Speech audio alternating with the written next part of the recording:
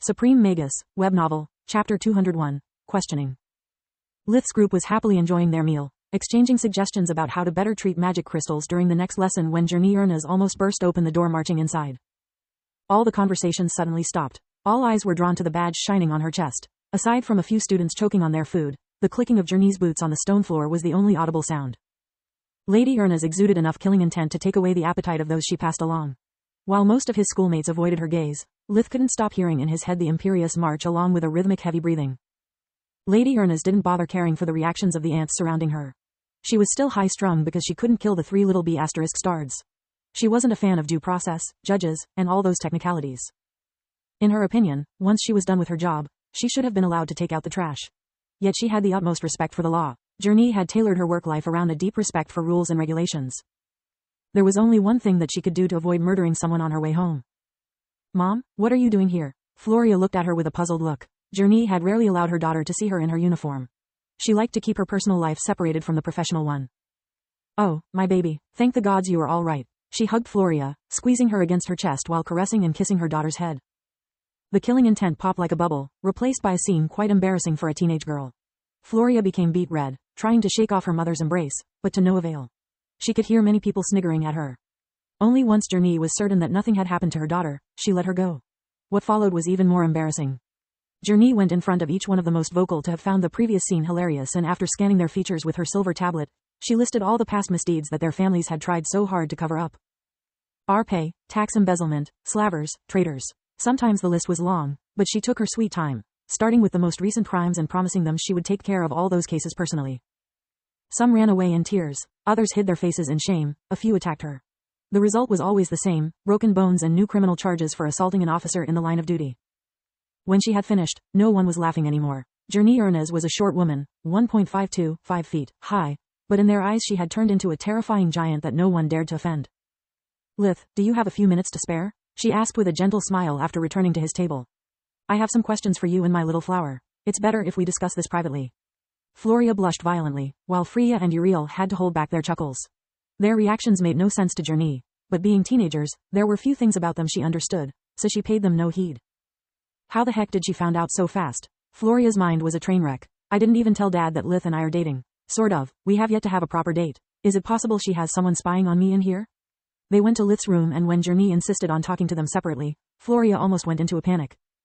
"What do I do? She'll scare him away. I'll never have a boyfriend. Why does she have to meddle in everything I do?"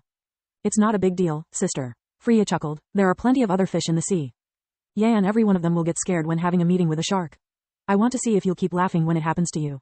Floria's retort snuffed out her hilarity. Freya had yet to see Lady Erna's treat her adoptive daughters any different from her own blood. While the 3 girls were panicking, each fueling the other's paranoia, Journey and Lith were having another kind of talk. "Do you know why I am here?" Her tone was firm, but gentle. Journey preferred a soft approach in questioning a possible ally. She had already contacted the king on her way to the canteen, and he had shared with her the crown's agenda. They knew Lith was an anomaly, like Minoa or Hattern, but they hoped to turn him into an asset and prevent him from being snatched by other countries. King Marin didn't explicitly order her to leave him alone, it was implied in his wording. Journey was a loyal servant of the crown, but above everything else she was a mother and a manhunter. She had understood at first glance that Lith was like her, a ruthless killer with no compassion or care for human life. According to his background check, he cared for his family. It was a good start, but not enough. It could have been all an act. She had to make sure that just like her, he was actually capable of caring. Otherwise, letting him so close to her daughters was too dangerous. Not to mention that once Lith graduated from the academy, she had no doubt he would succeed. He would become a time bomb. She knew that such a menace had to be snuffed out as soon as possible, before it became unstoppable as it had already happened with Hattern or the God of Death. "Is this an official visit?" Lith asked. "If this was about me and Floria dating, she wouldn't wear a uniform. She wouldn't question me, but fawn me instead. Lady Erna's wanted us to date since the 2nd semester. Floria never told me her mother is a royal constable, damn it. I would have planned things more carefully." Journey nodded. "Then it's about yesterday's accident." "Nailed in one. Now, since you seem a smart boy to me, I suggest telling me the truth. We are cut from the same cloth. You can't fool me like you do with the others." Lith sighed. There wasn't much he could do about his situation. Floria's mom is too calm. She probably already knows the answers to her questions. She must have interrogated those 3.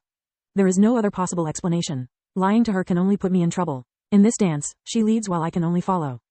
Before he could answer, Journey took out a device the size of a USB pen drive with a small blue gemstone embedded on it.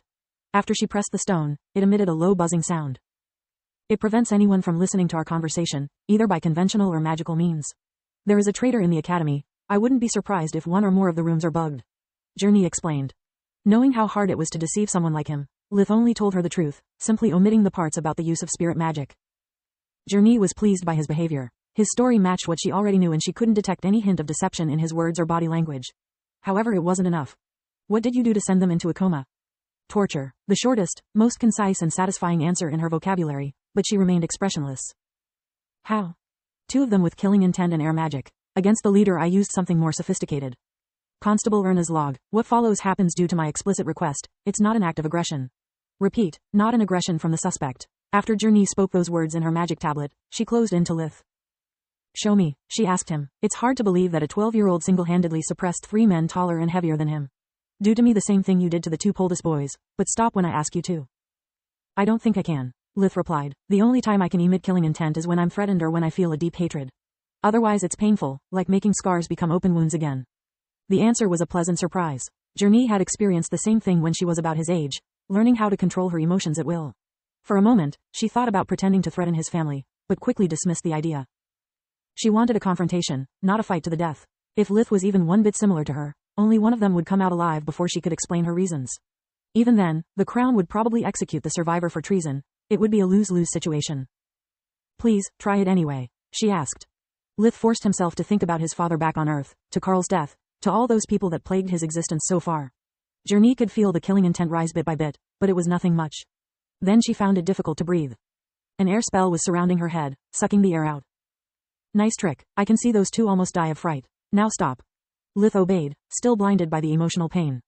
Now show me what you did to the last one. She offered him her hand. Do it only once. Lith pretended to chant and as soon he touched Journey's skin she felt a burning pain ravaging her flesh with an intensity she had rarely experienced. Yet she endured it without batting an eye, leaving Lith deeply impressed. Do you recall anything about black hands and mystical eyes popping out from the shadows? Her question left Lith flabbergasted. What? No. She stared in his eyes, finding only genuine surprise. Seems that Reynard was really delirious after all. That or one of them is lying without knowing it, she thought. Did you tell Floria about that night? No, he shrugged. There's no point in making her worry about what could have happened. She has my ballot now, so she's safe. As a manhunter and a constable, that was the answer she had been looking for. Lith was able to care, otherwise he wouldn't have sacrificed his safety for someone else's sake. If he really gave Floria his ballot before the assault, then it couldn't be part of a ruse, since the Poldus boys had followed them after meeting them by chance. She could easily check the timing. Linhos was the only one that could reset a ballot. As a mother in search of a husband for her daughter, that piece of news made Journey's heart flutter. She decided not to push him. They were still young, but that was a good sign. Thank you for protecting my family, Journey said, offering him her hand, which he promptly shook. One day I hope to be able to return the favor. Could you please tell my little flower to come in? Floria barged in a second later, slamming the door behind her. Mom, this is too much, even for you. Stay out of my love life. Journey had no idea what she was talking about, but she had learned that suspects with a guilty conscience would often talk too much, so she remained silent. How could you put me under surveillance? I asked him out 2 days ago and you already come here in high uniform to interrogate us? We did nothing wrong. You didn't? Journey kept her face expressionless. We just kissed. Once. I have the right to date who I want. I will not allow you to control my life. Floria's face was red due to rage and embarrassment. She was really happy that the dorms were soundproof. She had yelled quite a bit. Oh sweetie, that's marvelous. I'm so happy for you. Journey hugged her tight, finally letting her joy out. I was starting to fear you'd die single. You listened to my advice and courted Lith instead. He even gave you his ballot. Now everything makes sense. Good girl, Mom is proud of you. Floria froze, panic quickly replacing her outrage. Didn't you know it already? She squeaked. No, I just wanted to see you. I'm here on official business for yesterday's accident. I'm glad you choose to share the good news with me. Floria thought she was going to die out of embarrassment, but her heart stood still and the earth refused to open up and swallow her.